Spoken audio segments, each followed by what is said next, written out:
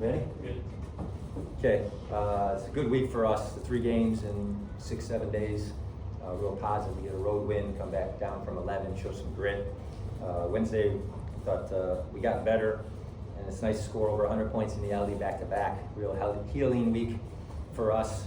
Not only is it good to play good at home, I just think it's good when certain guys get moments. One of those moments is Devin Williams. I just want to say congratulations to him. It's a career high for him. The 5 blocks, he's top 10 in the country in blocks when he gets rewarded for all his work. And the guards hit him. It's just a special thing to see. Kanan in double digits. It's really nice to have him back. Today we were trying to temper his minutes. In the first half, he kind of called himself out. Our target was 10 minutes per half, and then we'll see what we're doing moving forward. And then the double figures for Isaiah and Devin Vanderpool, I think will be just become more normal and normal, to be honest. But today's a good day, and it'll be a big week for us, getting ready to fly to California and St. Mary's and come back and play UCF in the neutral. So we'll have an off day tomorrow, and then we'll really dial in on handling that travel and preparing for that. So, any questions? Coach, you out-rebounded Albany 42 to 29. How pleased were you with your team's aggression and commitment to crashing the glass? Yeah, we're trying to find margin in our offensive rebounding and free throws, and I think when we get those 2 things, we're pretty good. We were only +1 on the free throw line, and then the rebounding total was nice. We want to be over 10 compared to the other team, but I thought offensive rebounding, we didn't do as good a job. So we'll keep working on that. I think the place we found margin today was in transition, 23 points to 13 in transition, and then the bench points has been a real nice thing for us this week. So we're thankful for that. But it was good. To me, it wasn't great, and we're going to have to get ready for a huge front line of St. Mary's here coming up. The team shot 45% from 3, which is the second highest percentage of the season. What do you think contributed to that efficiency, and how do you keep that level of shooting consistency going forward?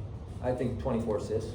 There's a difference. I mean, Dev Vanderpool makes that step back 3 off the bounce. All of that's fun, but at the end of the day, assisted 3s that are uncontested are still the best shot, and we got those today. So the 24 assists, I think, were a big difference.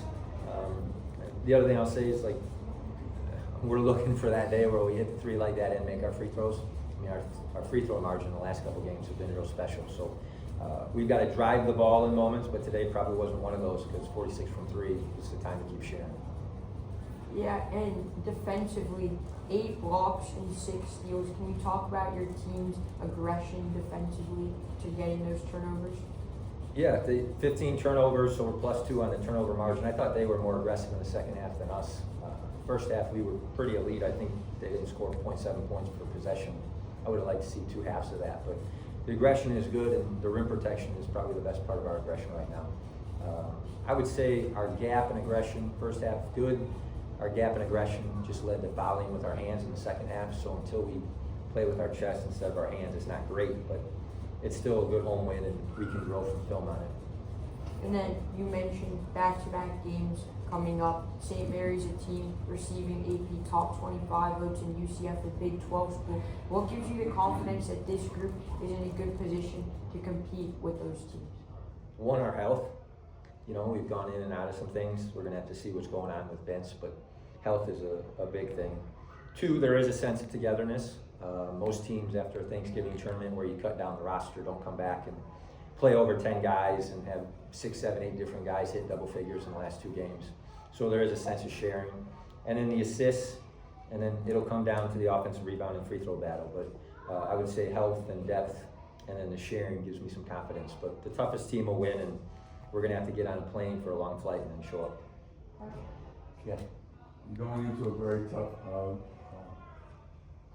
conference schedule. Yeah. How are you preparing the team for that? I don't know that we talk about our conference play that much. I mean, I watched 2 nights ago, I watched a game on TV, the whole thing, then I watched another one on my computer. I mean, our staff is memorizing the league the best that we can. You have Memphis State, you have Yeah. No, I know, but we need to have as good as we can before Christmas, and then we'll reset. Our staff, I think, has the league almost memorized at this point. If you ask each guy with their scout where they're at, they're in a good spot.